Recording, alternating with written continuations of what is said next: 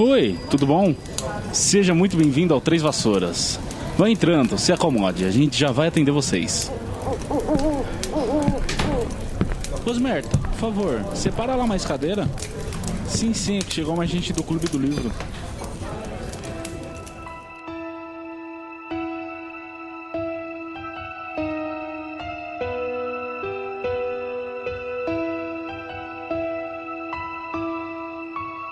Olá, seja muito bem-vindo, seja muito bem-vinda para mais um episódio aqui do Três Vassouras. Acomode-se em uma poltrona confortável e pegue sua cerveja manteigada, porque hoje iremos falar do quarto capítulo de A Câmara Secreta, intitulado Na Floreios e Borrões. Eu sou o Thiago, el vulgo Ramês, e hoje aqui comigo, como sempre, essa lufana que você respeita, ela, Heloísa Angeli. E aí, pessoal, tudo bem com vocês? Eu espero que todos estejamos bem e que todos estejamos muito pacientes, porque afinal, faz aí o quê? 3 semanas já que não sai episódio de análise aqui no Três Vassouras? Faz um tempo, hein? Faz. Mas a gente tem motivos. E não é porque a gente desistiu, gente. Calma. Desistir jamais, né? Tanto a gente não desistiu que nesse meio tempo o feed não parou, né? Tivemos aí 3 episódios seguidos de bestiário, né? Então, o conteúdo a gente produziu. O que calhou foi que as agendas da Elo e minha não bateram, né? Então a gente não encontrou um tempinho pra gravar. A gente só foi conseguir hoje. Fica até aqui o convite, né? Pra você, ouvinte que não escuta o bestiário, de ir lá ouvir também, né? Não é assim, nossa, que conteúdo, né? Porque... não sei, você... para de diminuir o nosso conteúdo. É um super baita legal o conteúdo, bestiário, então. gente. Ouçam lá, é divertido. Ainda mais que tem uma coisa chamada Heloísa Angeli, que é um anjo da síntese. Lógico. É assim, vocês vão ver 2 enormes diferenças, né? Os episódios que você vê que estão batendo 15 minutos, você já sabe que foi eu que gravei. Agora os que tem 6, 7, 8 no máximo, aí é coisa da Heloísa. É incrível como essa mulher tem poder de síntese e consegue falar tudo, né? Eu em 15 minutos não falo o que ela fala em 6. É incrível. Tem que ir direto ao ponto, galera. Não, acho que cada um tem seu estilo aí, é legal ter essa variedade também, né? Sim, a gente já lançou 11 episódios. Você tem noção do que já são 11 episódios de bestiário? Fiquei abismado. Eu postei ontem o do Claberto e aí na hora de adicionar no Anchor, eu tenho que colocar o número do episódio, né? Pus 11, eu fiquei, gente, já são 11. Já são 11. Isso significa que faltam mais 70 episódios, só isso. Tá ali, né? Um dia chega lá. Às vezes tem colaboradores também. Aliás, ouvintes, se tiverem interesse em ser colaborador, em aparecer por aqui ou no bestiário, podem escrever pra gente. É verdade, a gente tinha essa proposta, né, de que as pessoas participassem. Mas é isso, a gente ainda precisa analisar um capítulo. Então, que tal a gente fazer compras estranhas e inesperadas, se perder uma rede de lareiras, visitar por acidente uma loja bizarra de artefatos trevosos, ser assediado por uma celebridade, bom, tudo isso e muito mais você confere aqui e agora.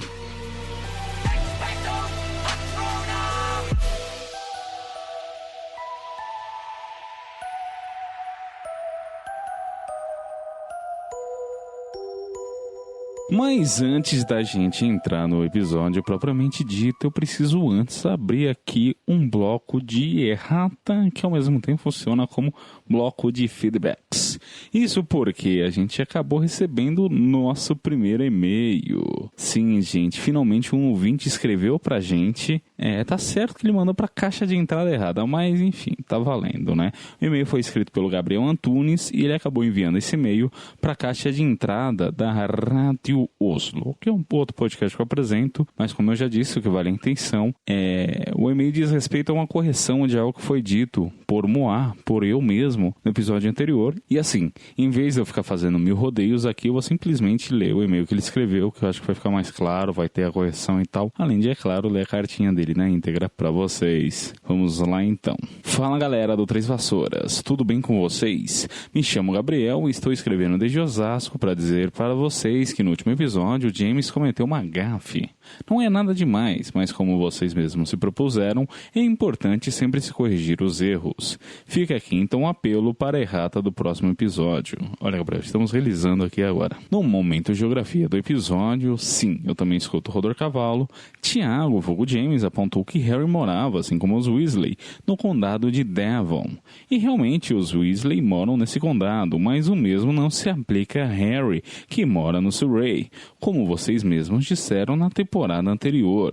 Mais precisamente no capítulo As Cartas de Ninguém, quando nos deparamos com os endereços inusitados que Hogwarts aplica para seus destinatários. Segue abaixo um deles. E aí tem aqui a cópia, né, de um desses endereços. No caso, Sr. H. Potter, o armário sob a escada, Rua dos Alfeneiros 4, Little Winging, Surrey.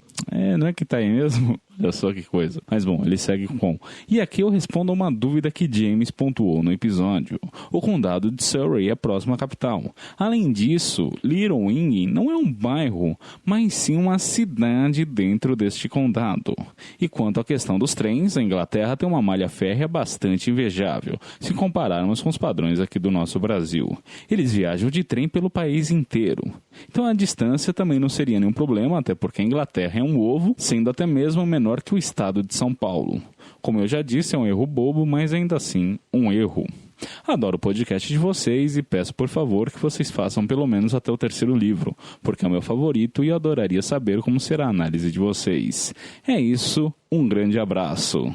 Caramba, que emoção ler o primeiro e-mail. Na verdade, eu já li ele no episódio de feedbacks lá da Radioso. Se você ficou curioso, tá com o link aí no post para variar desse meu outro podcast. E, Gabriel, brigadão de verdade pela correção, é sempre importante. A gente promove que vocês façam isso, né? A gente incentiva que vocês escrevam, ainda mais se for para corrigir gafes nossas. Então, é isso. Brigadão. Voltamos agora com o episódio de hoje.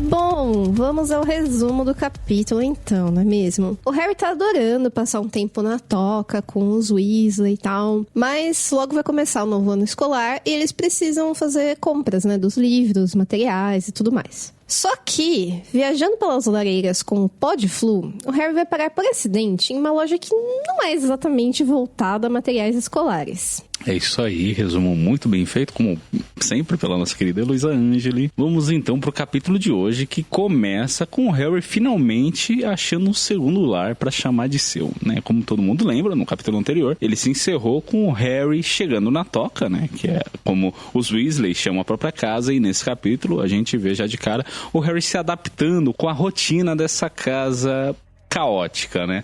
Mas calma, gente, que é um caos, mas aquele caos dos bons, né? Afinal, é uma casa mágica com 6 pré-adolescentes bruxos pra só uma mamãe bruxa cuidar de todos, né? Além de dar conta também dessa casa mágica, né? Porque, assim, tem várias coisas inusuais e mágicas, né? Aqui acho que a Rowling sorri de orelha a orelha, né? Porque é bem o humor dela de trazer coisas como, não sei, um espelho que fala pra você se vestir adequadamente, né? Pôr a camisa por dentro da calça, essas coisas, além de um vampiro, que não é bem vampiro, como a gente já viu, né? Como a gente viu na tradução do capítulo anterior, mas enfim, tem esse vampiro, o Ghoul, que quando acha que a casa tá muito monótona, começa a zoar com os encanamentos da casa, né? E assim, os gêmeos são um show à parte de barulhos estranhos que vêm do quarto deles, mas ninguém parece dar muita bola. Mas o que o Harry mais estranha disso tudo é que ele se sente acolhido. Esse trecho eu acho muito fofo, porque ele até é estranho, assim, né? E realmente, são dois extremos, né? Ele começa comparando a casa dos Weasley com a casa dos Alfeneiros, né? E eu acho que essa é a maior discrepância de todas, né? A Molly, por exemplo, mãezona que só ela, tá sempre preocupada com as refeições dos meninos, do Harry, inclusive, né? Tanto que ela obriga, gente, olha só isso, obriga o menino a comer 3 vezes por dia. Um absurdo, não é mesmo? Comer 3 vezes vezes por dia. Se bem que o recomendado acho que é 6, né? Tem gente que fala até que comer 6 vezes por dia. Thiago, vamos deixar pros nutricionistas, porque essas coisas aí tem várias correntes que falam coisas diferentes. Então, ouvinte, se você não sabe como comer de forma saudável, consulte um nutricionista. Não ouça podcast Harry Potter. Quer dizer, ouça também, né? Mas pra se divertir. Sim, até porque tem uma galera com papo de jejum intermitente aí, então vamos deixar pra quem entende, né? Mas bom, além disso, o Sr. Weasley faz sempre questão que o Harry esteja junto dele à mesa pra que ele possa perguntar pro Harry 1001 perguntas que ele tem dúvida acerca do mundo trouxa, né? De equipamentos como telefones e escapadas rolantes. Essa parte eu ri muito também quando ele fala isso. O trecho das escapadas rolantes não é bem no momento de conversas à mesa, né? Mais pra frente, mas enfim, imagino que tenha vários momentos em que o senhor Arthur Weasley cometa o que a gente pode chamar de erro gramatical, né? Mas, enfim, é um erro gramatical, mas por conta do contexto que ele não sabe exatamente como é os termos que os trouxas se usam e tal, e imagino que tenha vários desses, né? É até meio errado falar que é erro gramatical, a gente já falou 1000 vezes sobre isso, mas enfim, né? Bom, além disso, os rapazes, com exceção do Percy, estão nesse clima gostoso de férias em que não se há qualquer preocupação, além de aproveitar ao máximo o tempo disponível que eles têm para justamente isso, ser criança, né?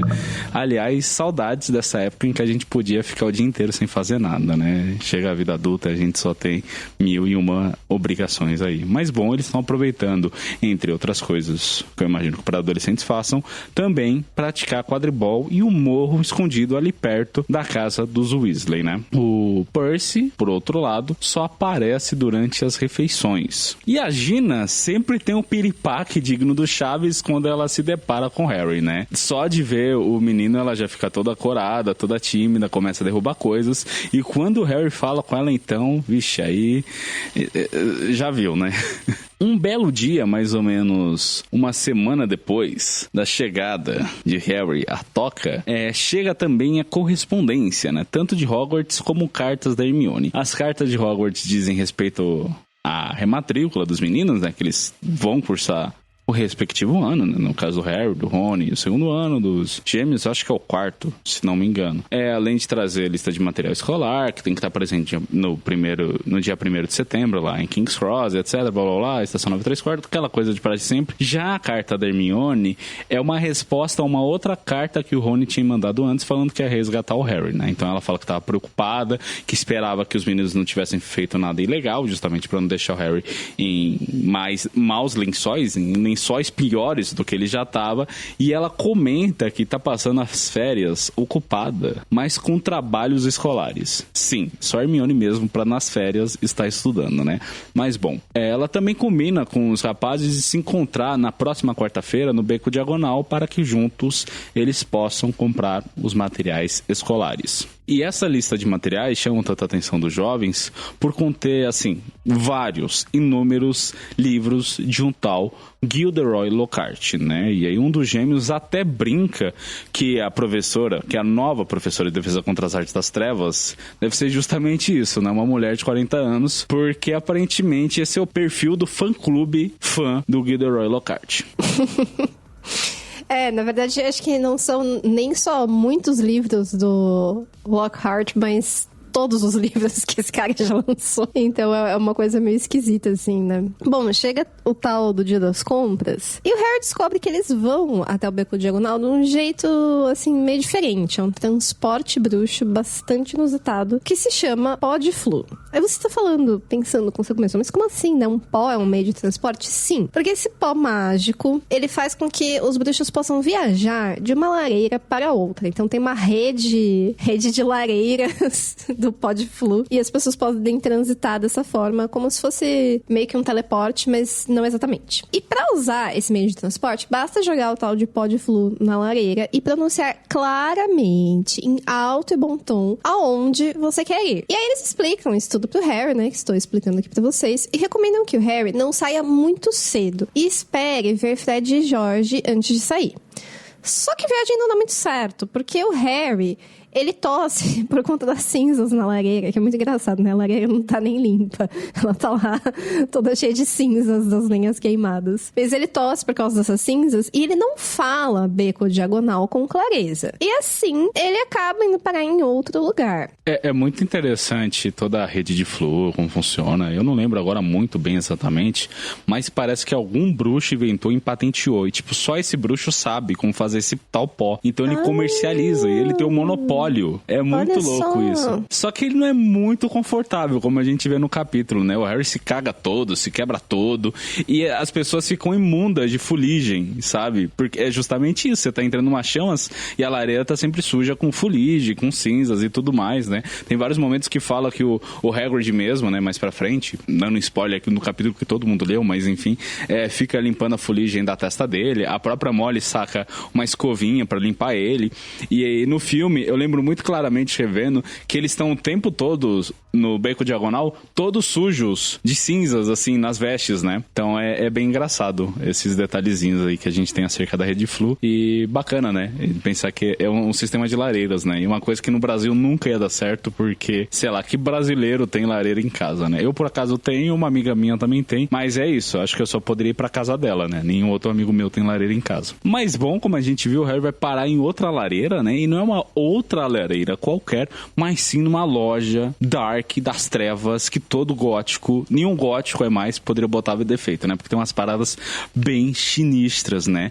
E o Harry chega lá, ele tá todo perdido, né? Decide o quanto antes sair daquela loja, só que quando ele está para sair, ele vê seu nêmesis, seu arqui-inimigo, Draco Malfoy, com uma versão adulta do seu arqui-inimigo, que é o pai do Draco, né? Que a gente só tinha ouvido falar, mas aparece pela primeira vez, que é quem? O Lúcio Malfoy, né? Os dois estão entrando na loja e nessa o Harry se esconde no armário, que tá perdido por ali, e aí a gente vê, já de cara, que o pai do Draco é todo arrogante, todo frio, só sabe tratar o filho com desprezo, né? E o Draco, como sempre, é aquele moleque chato, mimado, marrento, tá reclamando que ele queria ganhar um presente e aquela loja parece que realmente, assim, só se... se bem que eu acho que tem coisas ali que o Draco ia gostar, não é mesmo? Mas enfim, ele fica reclamando pro pai que queria ganhar um presente, o pai fala que vai dar uma vassoura de corrida pra ele, etc, né? E eu vou aproveitar esse momento aqui pra trazer alguns bastidores, porque foi nesse trecho aqui que surgiu a fagulha pra fazer o Três Vassouras. Olha aí, bastidores, ouvintes. Senta que lá vem história. Como todo mundo sabe, a ideia do Três Vassouras surgiu quando eu tava estudando pro Quem Sabe Mais, né? Pra quem não sabe do que se trata Quem Sabe Mais, ou Quem Sabe Mais é um quadro dentro da Rádio Oslo, outro podcast que eu apresento, que se trata de um rádio quiz show, né? E aí na segunda temporada eu participei como convidado, o Léo foi quem fez a pauta, eu ia responder, tananã. Quem quiser saber mais, ouve a segunda temporada do Quem Sabe Mais. Bom, pra estudar pra pauta do Quem Sabe Mais, eu estava relendo os livros, né? E aí, enquanto eu lia o segundo livro, Câmara Secreta, começou a maturar uma ideia na minha cabeça que eu acho que já estava vindo do Pedra Filosofal, mas que tomou forma, né? Que se formalizou de fato enquanto eu estava lendo esse trecho do Draco, né? Essas partes que o Draco fica reclamando, do Harry, da Hermione, porque eu me imaginei falando sobre isso, uma crítica com relação ao personagem do Draco em um podcast. Eu lembro até de ter destacado no meu PDF, colocado o seguinte comentário. Às vezes, os personagens parecem até obtusos. Draco se resume em uma pessoa que odeia Harry e os seus, além de ser nazista. Eu tava um tanto com pressa, não sei se a palavra nazista encaixa muito bem, mas essa nota, eu relendo hoje, para fazer a pauta, relendo essa nota, eu lembrei que foi nesse momento que deu o clique. E foi aí que eu me imaginei fazendo um podcast de análise de capítulo, né? Que nem a gente tem feito nesse quase um ano aí, né? Logo é aniversário dos Três Vassouras. Mas, enfim, fica a curiosidade que foi nesse ponto aí. Thiago do Futuro intervindo aqui no episódio para fazer mais uma correção. Agora, no caso, com relação à data de aniversário do Três Vassouras. Na verdade, ela já passou, sim, foi dia 1º de junho. A gente acabou esquecendo completamente, eu só fui lembrar depois que a gente já tinha gravado o episódio. E a gente acabou não fazendo nada, né, para comemorar. Assim que eu acho que fica para o ano que vem, né? Quem sabe no ano que vem a gente não faz um episódio comemorativo, se o podcast durar até lá. Mas não vamos pensar nisso agora. É só isso mesmo. Obrigado pela atenção, hein? E essa foi a impressão que eu tive, né, do Draco, desses primeiros livros. Não só do Draco, mas dos personagens em geral. Parecia que eles eram só esboços, assim, de pessoas. Eles eram pessoas que estavam ali e eles tinham uma única característica. No caso do Draco, ele era só isso. Um menino mimado, extremamente invejoso, né, que tudo que ele sabia falar era só reclamar dos outros amigos, né. Enfim, era isso. Eu imagino ele o verão inteiro criticando o Harry e Hermione pro pai. Tanto que o pai fala que ele falou umas 50 vezes, né. Que legal. Eu não sabia que tinha vindo... Assim, eu sabia que tinha vindo a ideia do podcast de quando você estava estudando pro Quem Sabe Mais, mas eu não sabia que tinha vindo desse trecho específico. Eu concordo, assim, eu acho que o Draco tem, assim, essa coisa de ser mesmo mimadinho e invejoso, né? E tipo, mesmo as relações que a gente vê, né, que ele tem no livro, com os amigos dele lá, o Crabbe e Goyle, eles não têm, assim, uma dinâmica e um entrosamento tão legal quanto o Harry com os amigos dele, né? Então eu acho que acaba mesmo gerando, assim, muito essa inveja e tal. Eu acho que ele se sente menos, né? De repente, se ele tivesse uns bons amigos aí, talvez ele pudesse ser uma pessoa mais legal. Não. Eu acho que, com toda certeza, deve ter uma fanfic na mesma pegada do que a que você tá traduzindo, né? E se o Draco tivesse ido parar na Grifinória? Não sei, sabe? Acho que... Aliás, a fanfic é muito legal, vale bastante a pena, justamente porque a autora acaba aprofundando mais as personagens, sabe? Então, assim, a gente consegue explorar dinâmicas entre personagens que não acontecem no livro, mas que acontecem nesse mundo alternativo em que os pais do Harry estão vivos. Vale a pena, gente, sempre lembrando aí de conferir no perfil Anópolis, lá no AO3. Que pra variar vai estar com o link aqui na descrição. Ah, sim, gente, sempre link na descrição. Mas seguindo aqui com a análise, né, início o vendedor, né, logo fica animado de vender as coisas ao Sr. Malfoy, mas na verdade é o Malfoy que está ali para vender umas coisas para ele, né. Esse vendedor, a gente fica sabendo posteriormente, se chama Sr. Borg. Então, conforme eles vão conversando, né, eles falam o nome, já vamos nomeá-lo aqui também, né. E o que acontece é que o Malfoy tá ali para vender essas coisas para o tal Sr. Borg, porque o Ministério da Magia está conduzindo umas buscas nas casas dos bruxos. Provavelmente arquitetadas por um tal aí de Arthur Weasley, segundo o Malfoy. E ele fala isso com bastante desprezo, fazendo o Harry até ficar com raiva, né, que ele tá ali escondidinho ouvindo. Mas é por causa disso que ele quer se livrar e vender alguns artefatos suspeitos que podem gerar aí problemas caso apareçam nessas buscas, caso essa busca seja conduzida, né? E aí a gente até saca um pouco de quem que é esse Lúcio Malfoy, porque ele é uma pessoa bastante refinada, assim, né, que tem um ar de riqueza e também de poder, porque ele fala que por enquanto o nome Malfoy ainda tem, assim, causa, sei lá, um impacto, um respeito, não sei o quê. E essas buscas não foram feitas, mas como tá sendo, sei lá, tá rolando bastante pressão em relação a isso, ele tá preocupado, né, e por isso aí tá vendendo as coisas. Mas enfim, depois que o Lúcio fecha o negócio e sai da loja, o Harry observa aí mudanças na atitude do Sr. Borgin. Ele parece irritado e tal, e comenta consigo mesmo que os Malfoy devem ter muito mais artefatos suspeitos do que o tanto que ele tá vendendo, né, lá nesse negócio. Discretamente, o Harry consegue deixar a loja depois que o Sr. Borgin lá sai fora. E a gente descobre junto com ele, que vem numa placa, né, que a loja se chama Borgin em Burkes. Então, além do Sr. Borgin, tem um Sr. Burkes, que ainda não conhecemos. Só que isso não resolve nada, né? Porque que loja que é essa? Ele continua sem saber onde ele está. E ele dá uma olhada ali nos arredores e encontra uma placa onde está escrito Travessa do Tranco. Sabendo que está na Travessa do Tranco, ele fica ali andando, né? É um lugar todo esquisito, suspeito, tudo é muito bizarro e tal. E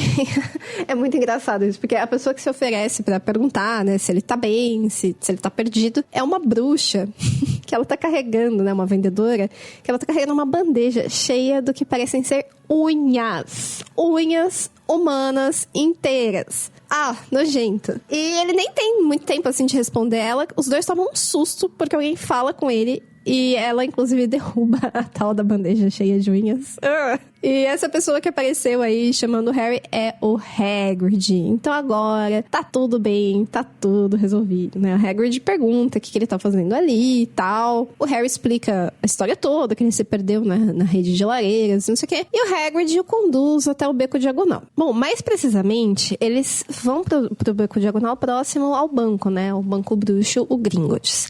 E lá eles se encontram com a Hermione e também, um pouquinho depois, com a família Weasley. O Arthur e a Molly estão preocupados, né? Tipo, onde o Harry tinha ido parar. E os gêmeos estão super empolgados que o Harry visitou a tal Travessa do Tranco por acidente, sem nem saber o que era. Porque o que acontece? O que é essa Travessa do Tranco? É um lugar que eles sempre tiveram curiosidade de conhecer, porque é a rua das lojas que mexem aí com artefatos de magia das trevas. Ela é toda gótica, ela é trevosa, ela é bizarra.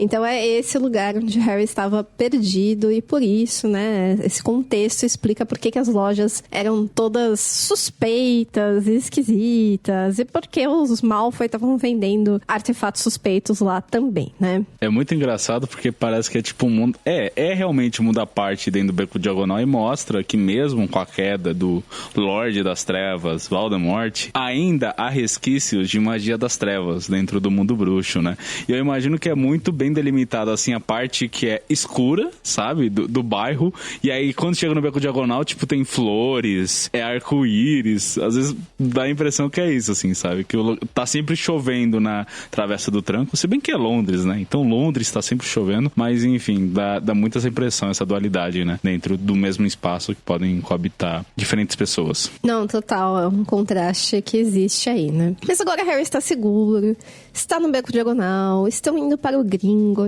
E lá dentro do Gringotts o que acontece é que o Harry fica um tanto constrangido, né? Porque eles vão juntos para todos os cofres. E o cofre da família Weasley tá bem vaziozinho. E além de estar bem vaziozinho, o pouco que tem lá dentro, a Molly pega, né? Então fica completamente vazio. Aquelas moedinhas, ela enfia tudo na bolsa pra poder pagar material escolar aí pra toda essa molecada. E ele fica mais constrangido ainda, porque o cofre dele tá lotadaço de dinheiro, assim, pilhas e pilhas. Aquele cofre do tio Patinhas, eu imagino, sabe? Então é uma situação complicada, realmente é constrangedor. E os Weasley, assim, eles são orgulhosos, né? Então eles não aceitam o dinheiro do Harry e tal, mesmo tendo abrigado o menino durante uma boa parte do verão aí, ele até oferece em algumas partes do livro e tal. Porque essa é uma situação que se repete diversas vezes, né? O contraste do dinheiro que ele tem com a falta de dinheiro que os Weasley têm. Mas então, Elo, essa é uma dúvida que eu tenho. Tem algum momento que é realmente mostrado isso? O Harry oferecendo dinheiro e os Weasley recusando? Porque assim, eu vejo muitos fãs comentando acerca dessa relação que tem entre o Harry e os Weasley e tal, mas eu não lembro de nenhum trecho em que se mostre isso, de fato, sabe?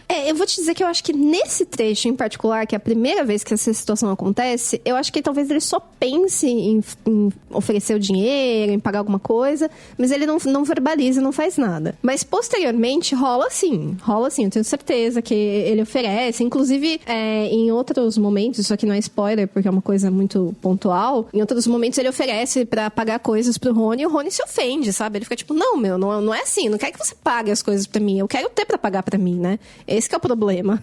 Não quero, tipo, a sua caridade, né? Tá, acho que a gente vai ter que esperar os ouvintes pra variar nos trazer o trecho em específico. Mas bom, tá, depois da galera encher os bolsos com ouro e prata, o grupo se separa e vai cada um pro lado, né? A Molly e a Gina vão comprar materiais de segunda mão, o Percy vai atrás de uma pena nova, o Fred e o George vão se encontrar com o Lino Jordan, o Sr. Weasley insiste em oferecer um drink com os pais Granger no caldeirão furado, e o trio vai passar, o nosso querido trio, né? Quando só fala um trio é meio aleatório, mas quando a gente fala o trio, a gente sabe que não tem outro, né? Harry, Rony e Hermione. Bom, os três vão passear pelas ruas tortuosas do Beco Diagonal, né? O Harry logo aproveita para comprar sorvete para todo mundo, enquanto eles admiram vitrines. Passado uma hora, como combinado, todo mundo se encontra lá na Floreios e Borrões, que é uma livraria famosa, que quase foi nome do Três Vassouras, né? Quase que a gente se chamou Floreios e Borrões. E nesse dia em particular, nesse dia diegético, né? No tempo da narrativa, a livraria tá abarrotada de gente, isso porque o Gilderoy Lockhart está promovendo seu livro com uma sessão de autógrafos, né? O livro que ele está promovendo é um livro autobiográfico, que é o mais recente de todos, imagino eu, que se chama O Meu Eu Mágico, que inclusive é um nome sensacional para livro autobiográfico de um bruxo. E como a gente já viu, ele faz bastante sucesso entre as mulheres, né? Sendo que até mesmo a Hermione mostra certa inclinação em querer conhecê-lo. E não muito tempo depois do grupo entrar na loja, o Gilderoy reconhece o Harry e puxa ele para junto de si. É uma coisa bem estranha no mínimo, né? Aí ele pede para um fotógrafo que tá ali, que inclusive é um fotógrafo do Profeta Diário que tá cobrindo o evento, de tirar várias fotos dos dois, né? Porque, pelas palavras do próprio Gilderoy, renderia uma primeira página, né? A presença numa foto de tanto Harry Potter como Gilderoy Lockhart seriam dignas de uma primeira página do Profeta Diário. Só que, assim, é uma situação bastante embaraçosa, né, Elô? Porque o Harry em nenhum momento pediu por aquilo, né? E, assim, não só estão tirando fotos dele a contragosto, como o Lockhart simplesmente agarrou ele e obrigou a isso, né? É uma situação bem incômoda, né? Assim, além do mais, eu acho que só piora quando o Lockhart fala pra todo mundo, pra todos os presentes ali na loja, que ele vai doar todas as suas coleções de livros pro Harry, né? Como se o Harry fosse um necessitado. E assim, eu não sei se foi de propósito ou não, mas a gente já vê que daí, tanto pelo livro autobiográfico chamado Meu Eu Mágico, como também pelo fato que o Lockhart fala que assim, esse pobre coitado, né? Esse pobre menino, mal sabia ele só veio pra essa loja pra comprar o meu livro, né? Ele acredita que todo mundo quer os livros dele, né? E é muito estranho, né? Que, não sei, quer dizer, é estranho, mas ao mesmo tempo, depois vendo a figura do Lockhart, a gente entende, né? Quando ele aponta que, tipo, o Harry veio pra essa livraria só pra comprar meu livro, a gente vê que ele é de uma egolatria inigualável, assim. Acho que do mesmo nível de ego do Gilderoy Lockhart, a gente quer dizer, tem vários personagens, figuras pop que se acham tanto quanto o Lockhart, né? Mas um que eu lembro assim de cara, porque eu tô vendo agora, é a série Futurama, e na série Futurama tem um cara chamado Zapp Brannigan. Nossa, que é o Lockhart do futuro. É o mesmo personagem. É muito engraçado. Bem lembrado. Você sabe que eu acho assim meio estranho a biografia do Lockhart, chama Meu Eu Mágico. Assim, eu acho divertido essa brincadeira, mas ao mesmo tempo eu não acho muito crível, porque o fato deles serem bruxos e deles usarem magia é uma coisa dada nesse mundo, é uma coisa normalizada pra eles. Então, eu sabe, meio que não faria muito sentido, assim.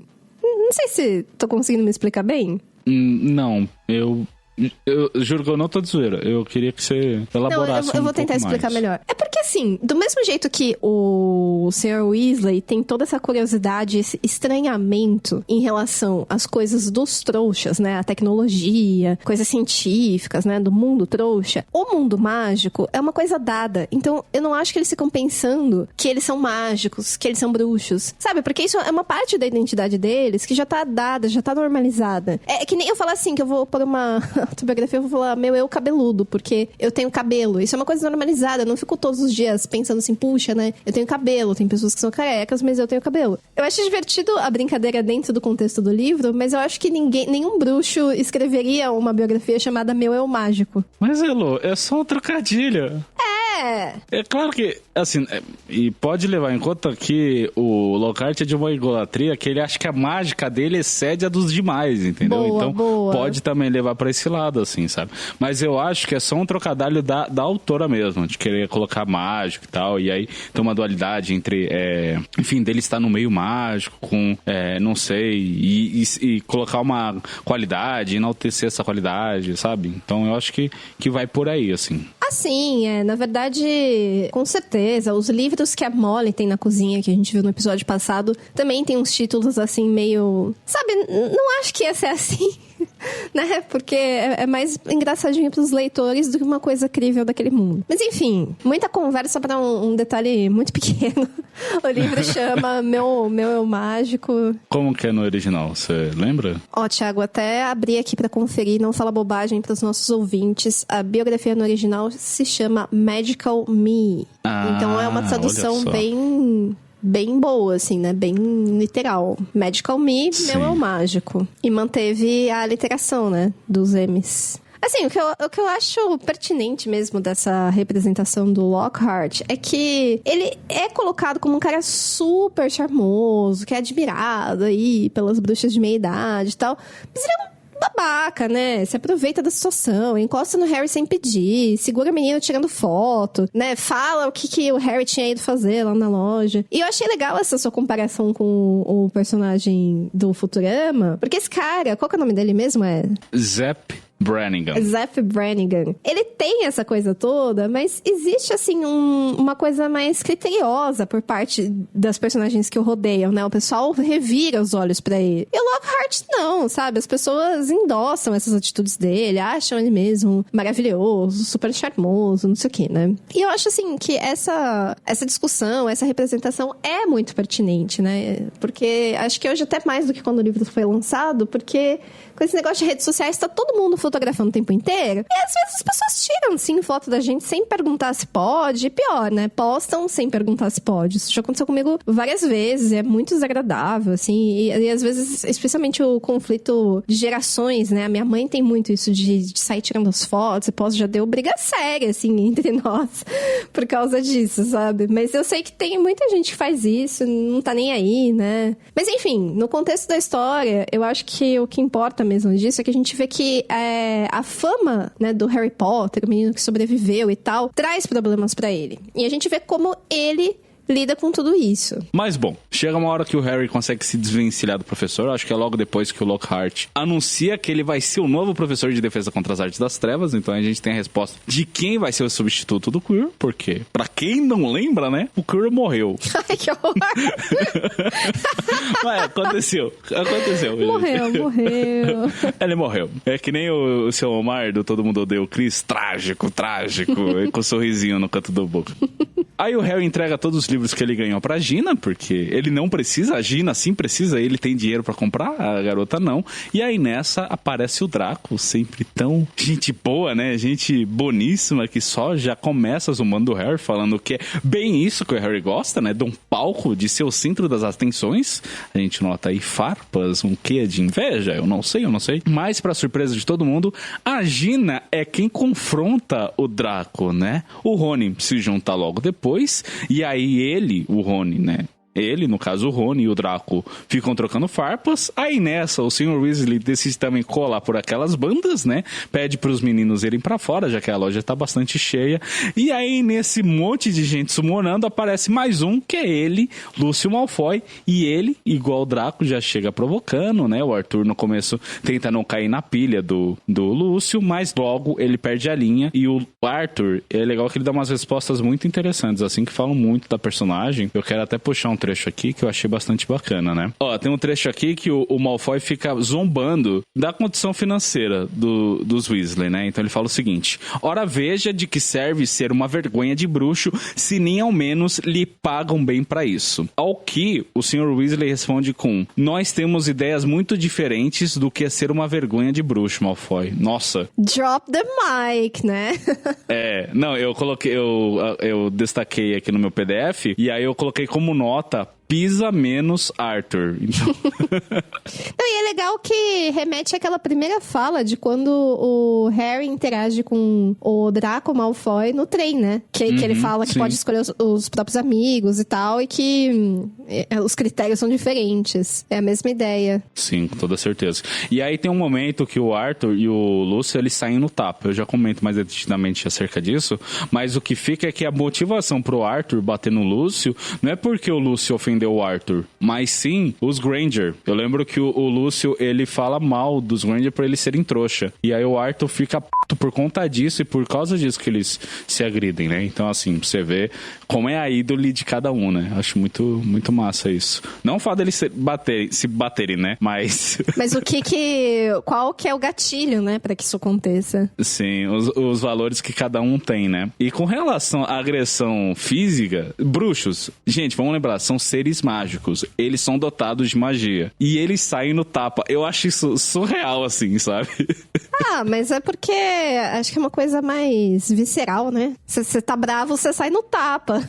Não vai ficar pegando varinha, né? Não sei o quê. Não, mas é que é engraçado que nesses primeiros livros, eu acho que a Rowling tinha uma ideia mais de partir pra agressão física, né? Acho que ela não tinha desenvolvido muito as magias e tal. Tem até o duelo que no último livro teve, né? Quer dizer, não teve, mas o Malfoy chamou. Então, mas é que mais pra frente você não vai ver o tempo todo eles partindo pra agressão física. Aí vai começar a ter as arações. Isso que é legal, né? Os bruxos, eles duelam. Analisar, né? A gente vai revendo as coisas e vendo com outros olhos, porque tá prestando atenção em todos os detalhes. Sim, exatamente. Mas nesses primeiros livros é isso, são 2 adultos, são 2 bruxos formados com diplomas. Com diploma de bruxo. Com diploma de bruxo, e ele ensaia no soco. É muito louco isso, né? E aí a briga só vai ser apartada pelo Hagrid, que aparece do nada, né? Simplesmente, eu acho muito louco que todo mundo vai aparecendo aí, né? Aparece um, aparece outro. O Hagrid, que foi resolver outra parada, também tava ali na livraria naquele momento. Se pá, ele tava andando pela rua, e aí ele viu a confusão de fora da rua, né?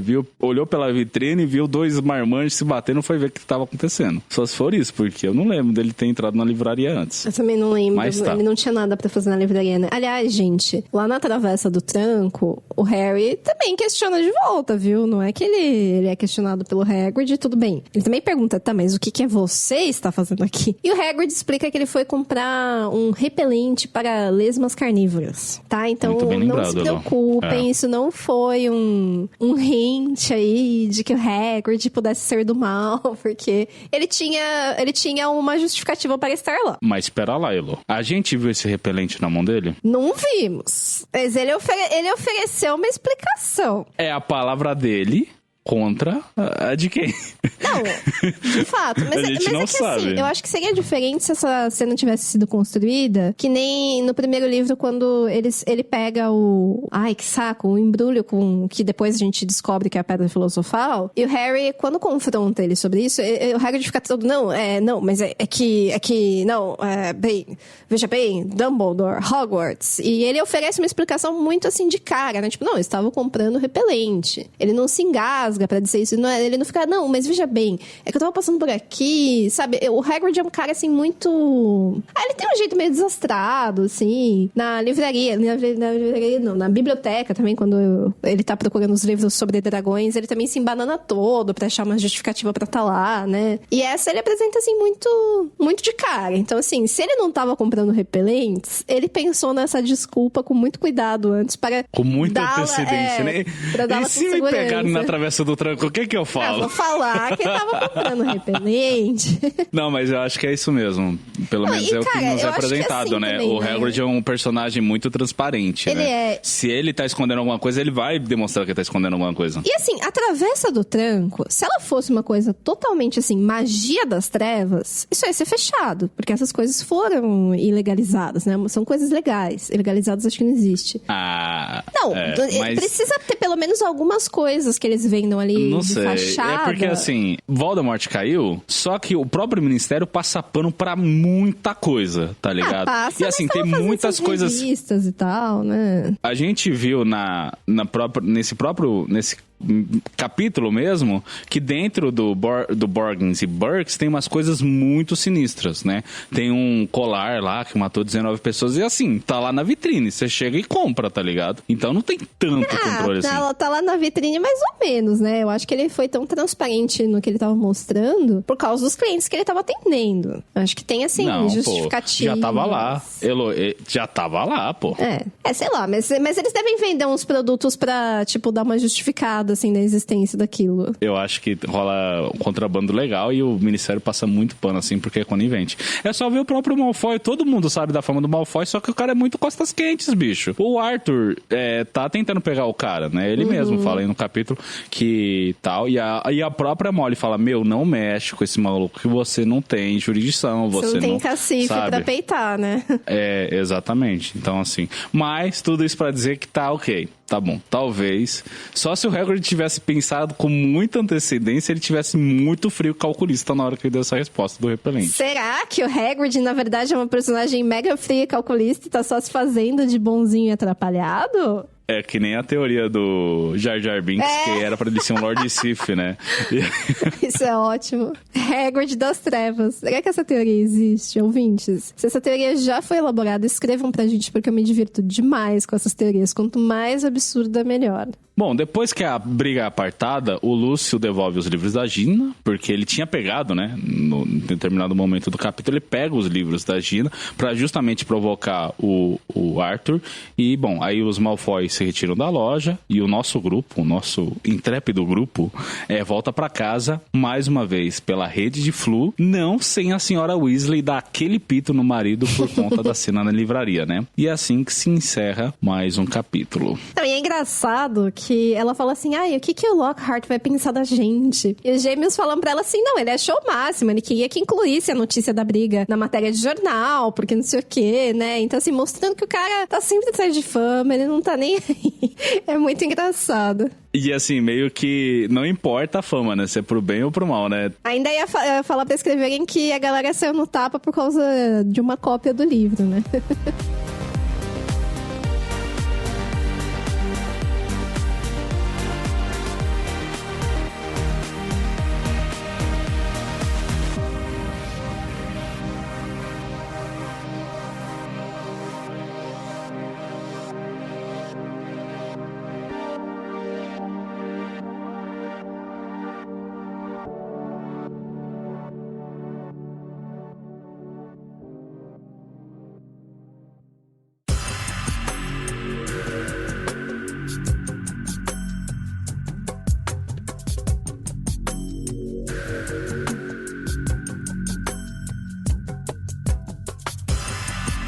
Mas vamos agora para a nossa database estranha e inesperada. Momento você tem os olhos de mamãe. Seguimos com 3. Biblioteca Hogwarts. Bom, a Hogwarts está patrocinando Gilderoy Lockhart. Na lista do ano do Harry tem um monte de títulos. E assim, eu acho isso um absurdo, porque por mais que o cara tenha ido ser professor, eles podiam ter dado uma maneirada, né? Podiam ter falado assim, cara, a gente tá te contratando, mas escolhe aí, sei lá, 3 títulos pra cada ano.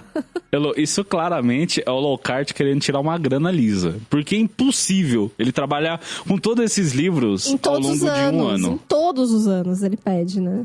Porque a Gina também precisava comprar. A Gina e os gêmeos, os mesmos livros.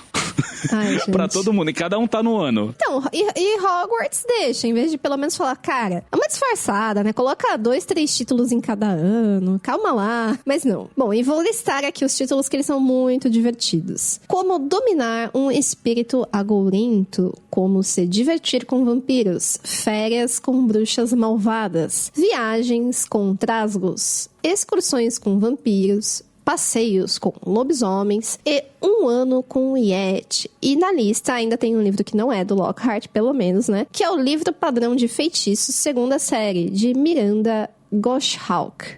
E esse, diferente dos livros do Lockhart, realmente é um livro didático. Né? Mas o Lockhart, ele é uma máquina de escrever, porque além disso, como a gente viu no capítulo, ele tá lançando a mais recente autobiografia, que é, como a gente falou 1000 vezes aqui, O Meu Eu Mágico, né? Além disso, Percy, em um determinado momento do livro, os meninos flagram o Percy observando o livro interessantíssimo. Ao título: Monitores-chefe que se tornaram poderosos. Um estudo dos monitores-chefes de Hogwarts e suas carreiras.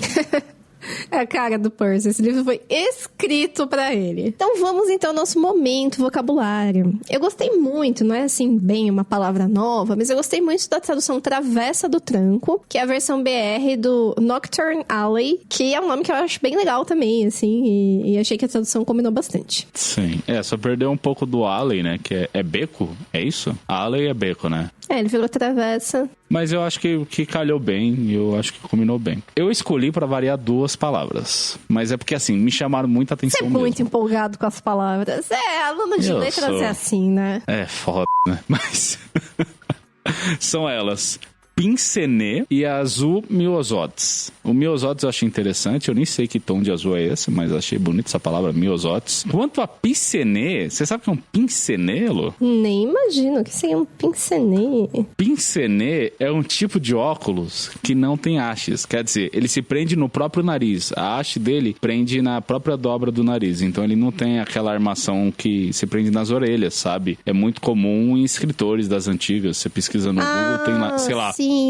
O Machado de Assis usando, tá ligado? Ai, gente, mas isso aí tá até doendo meu nariz que caiu em desuso nesse negócio. Porque não tem como prender tão bem, sabe? Vai cair. O azul de miosotes, o miosotes é o tom de uma flor, sabe? Que é uma florzinha azul. Claro.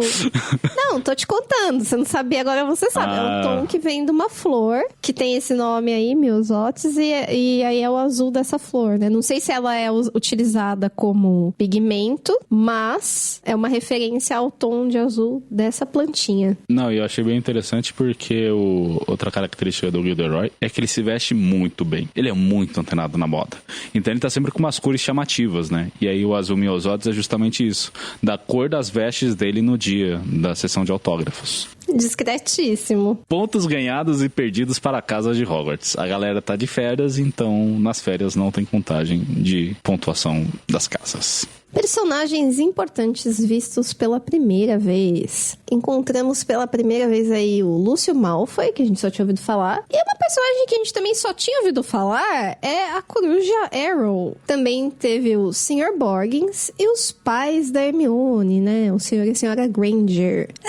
Não sei se eu concordo muito que os pais dela são importantes, mas foram vistos pela primeira vez. Eles não têm nem nome, cara. Você acha que isso é importante? Eu acho. Todo mundo que aparece é importante pra mim. De alguma maneira me marcaram. Ai, tá bom. Emocionado. Mas, sabe uma coisa que eu fico pensando? Como que eles entraram no Beco Diagonal? Entrando.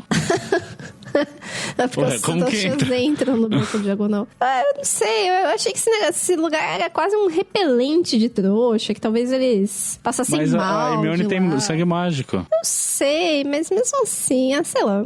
Elo, eles estão lá, é uma coisa que não se explica, né? Como que é feita essa recepção dos pais trouxas, às vezes dos alunos. E eles não têm fala, então assim, é só pra dizer que ela tem pais, porque, né? Caramba, mas é uma... É fogo.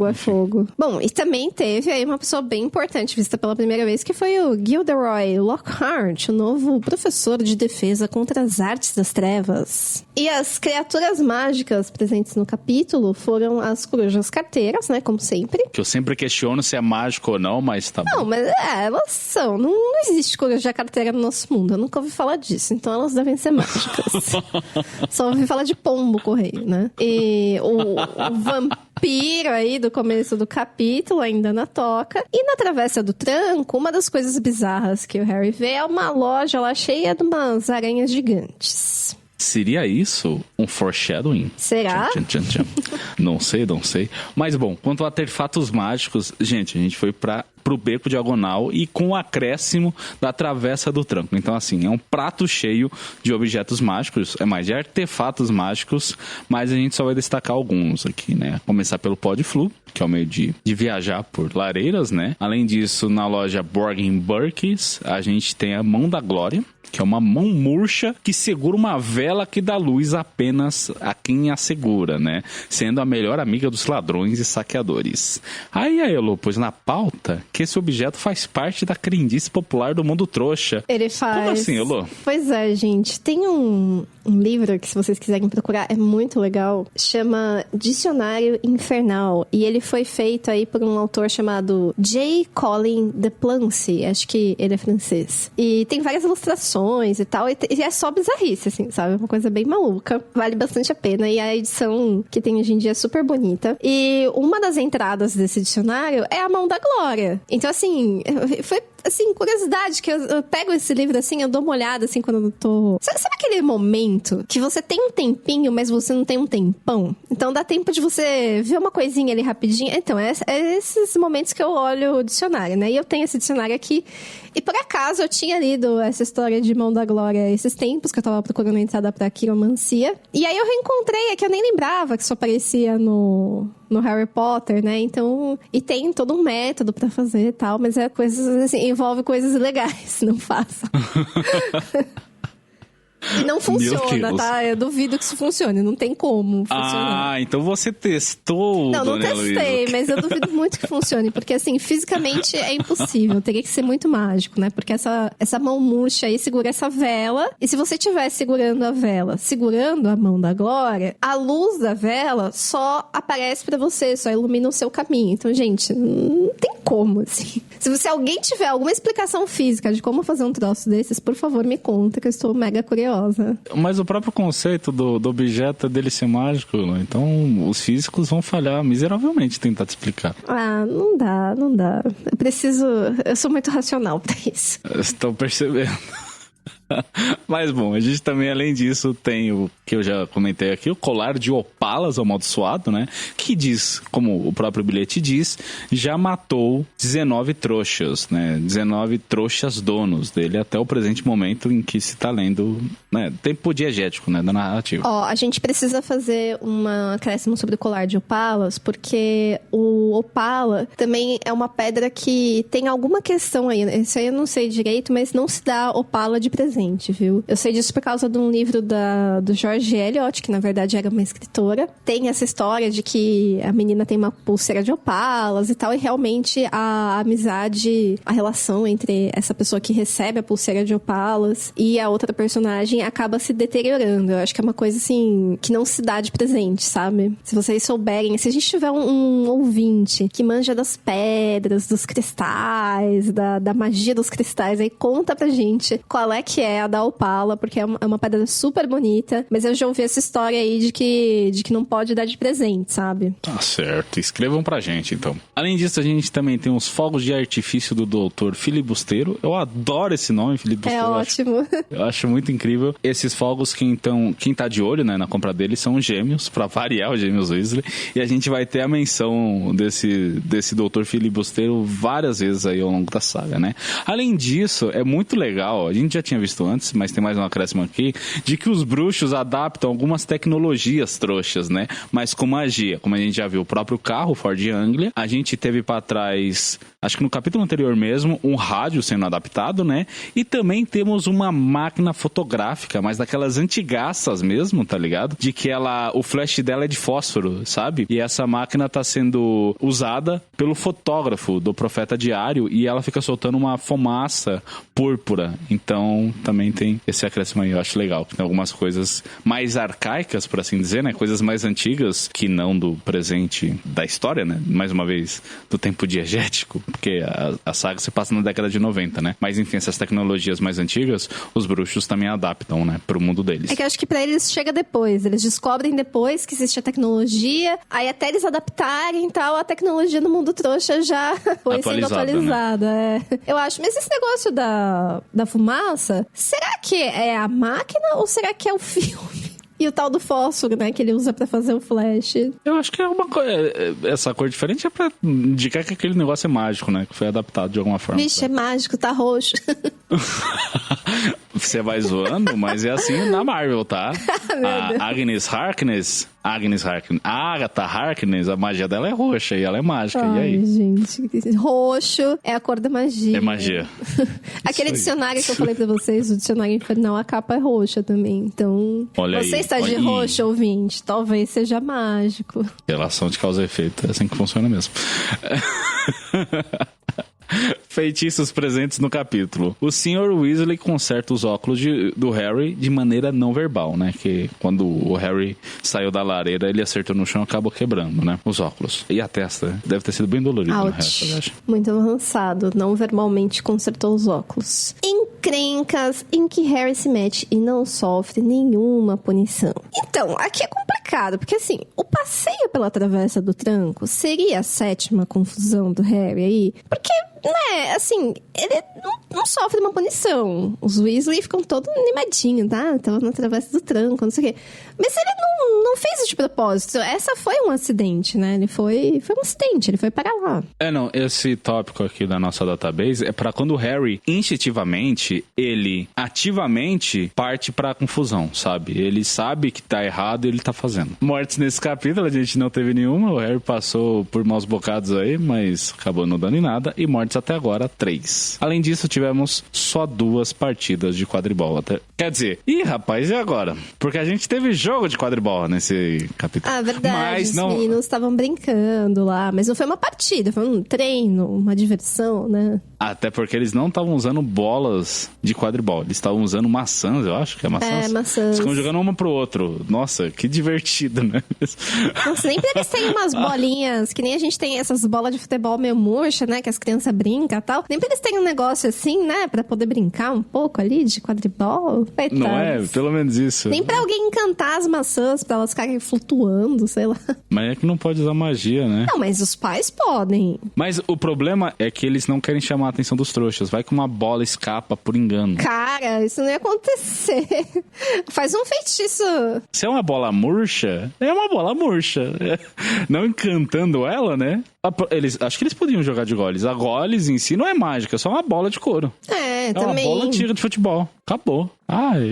Enfim, questões, né? Criança brinca como dá, fazer o quê? Não tem bola oficial, tem que brincar com maçã mesmo. Mas eu acho que é isso. A gente pode encerrar por aqui a parte sem spoilers, porque tá de volta o bloco de spoilers. Assim que ouvinte de primeira viagem, se é a sua primeira vez em contato com essa obra, muito obrigado por ter ouvido até aqui. Valeu demais pela sua audiência. A gente se vê semana que vem. É isso aí, ouvintes. Ouvintes de primeira viagem, tchau, tchau. Pra você que já leu e quer saber, fique aí que vai ter bolo.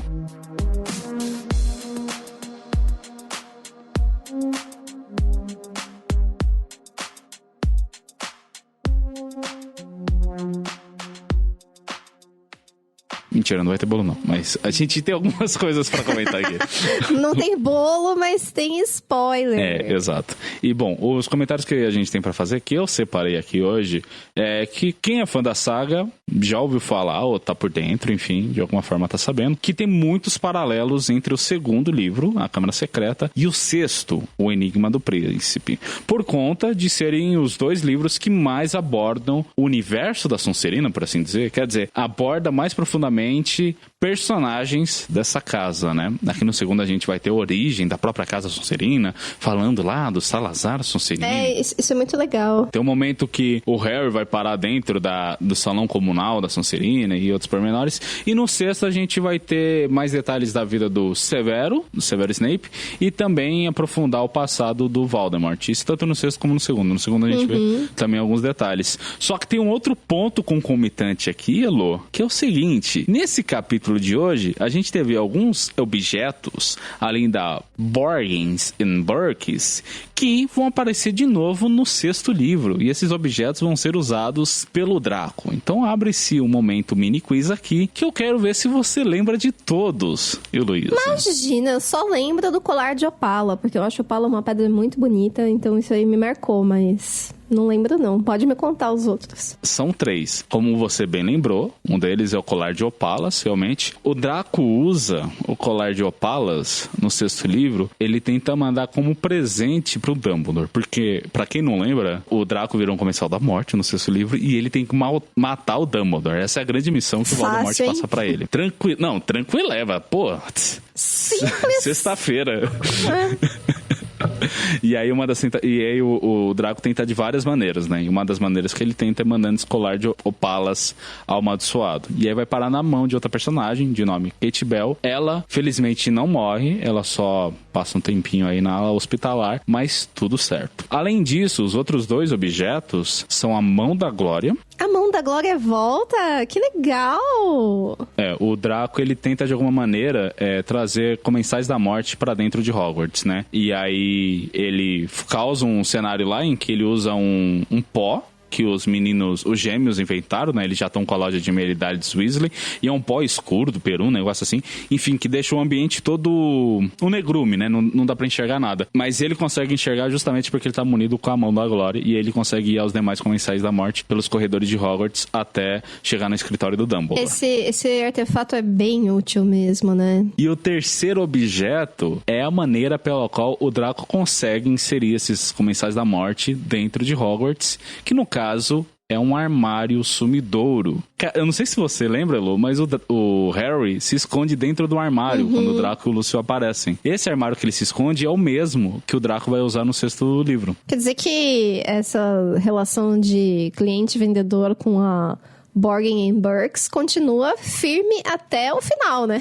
Porque eles venderam um monte de coisa, um monte de tralha, mas compraram muita coisa de volta aí também, né? Porque tudo que tinha na loja aparece depois. Não, só 3 coisas, calma. Mas que mais que ele viu na loja? Tudo que ele viu na loja foi um baralho ensanguentado, um monte de osso, ele viu um olho de vidro falso. Tem várias paradas lá, pô. Tá bom. Tá ok. Eu achei que você ia ficar mais impactada com a menção do armário sumidouro, mas... Não, eu achei bem legal, inclusive, porque o Draco quase encontra o Harry nesse armário, né? Ele vai dar uma olhadinha e aí acaba, né? O Lúcio vai embora, chama o filho, ele sai fora. Mas muito louco, né? E é legal toda a história... Tem uma história por trás dos armários sumidouros, né? Eles ficaram muito populares durante a Segunda Guerra Bruxa porque o Voldemort simplesmente invadia as casas e tal, pra atacar as pessoas. E eles usaram isso como um meio rápido de fugir, né? Então eles deixavam um armário numa casa e é sempre em par, né? Os armários. Um ficava numa casa, o outro armário ficava em outro, de algum chegado e tal. O menor sinal de perigo, as pessoas simplesmente se locomoviam, né? Iam de um armário pro outro e tal. Vai ter menção desse armário, eu acho que é no 5º livro. Não, no 4º. No 4º, que um outro personagem fica preso lá. Só que eu acho que tem algum furo. Tem um furo aí nessa história. Porque... Enfim, acho que um momento mais oportuno a gente comenta acerca desse furo. Quando a gente estiver lendo lá, o 4º livro. Mas enfim, depois se acha essa contraparte do armário da Borgin & Burkes na sala precisa. Olha assim só. Que o Draco consegue. Mas é isso. Fica aí de lembrete, né? Pra quem não se lembrava e tal. Eu pelo menos achei muito divertido, né? Não traçar esse paralelo. Mas lembrar, né, que tinha Não, com certeza. esses objetos vão vingar lá na frente. Que a coisa é feita com cuidado, né? Quando aparece um objeto, assim, ele reaparece mais pra frente. Não, eu acho que tá com maior cara de reciclagem de coisas que já tinha. Mas ainda assim é legal de ver que ela reaproveitou pelo menos alguns desses objetos. Você colocou lá, tem que usar, né? A arma de Chekhov, a famosa arma de Chekhov. Mas eu acho que é isso. Tem mais alguma coisa a acrescentar, Elu? A fanfic que a gente já comentou lá atrás... É verdade, sempre bom lembrar da fanfic. Não, mas é isso aí, né? Acho que vai ser legal realmente aprender mais sobre a Sonserina nesse livro. E depois essa história continua lá mais pra frente também. Mas eu curto bastante. Assim, é uma pena que não tem a mesma atenção com as outras casas, né? Pois é. A Corvinal tem bem pouco e a Lufa-Lufa então menos esquece. Ainda. A Corvinal ainda tem uma historinha lá, não sei o quê, mas a Lufa-Lufa não, tem alguns nada. Personagens que pertencem, né? O filho Flitwick e já que a gente tá falando dele hoje, o Gilderoy Lockhart é da Corvinal. Nossa, eu nunca ia saber. Eu ia achar que ele é da Grifinória, porque é a cara dele, né? Grifinório, arrogante, metido. Com toda certeza. Isso aí só demonstra, né? Como é complexo esse negócio das casas. E eu acho que essa informação nem tá nos livros, na verdade tá no Pottermore. Tudo bem, mas é uma curiosidade, né? Ele tinha que pertencer aí a alguma casa, mas eu colocaria ele na Grifinória com certeza, né? Eu também, com toda certeza. É muito a cara dele, né? Ele é muito pavão pra ser Corvinal. Enfim, Eu fui Thiago, vulgo James, me acompanhou aqui hoje essa Lufana que você respeita, a casa dela não tem história, mas ela tá sempre fazendo história aqui. E você foi o nosso ouvinte. Tchau, tchau. Tchau, galera, valeu.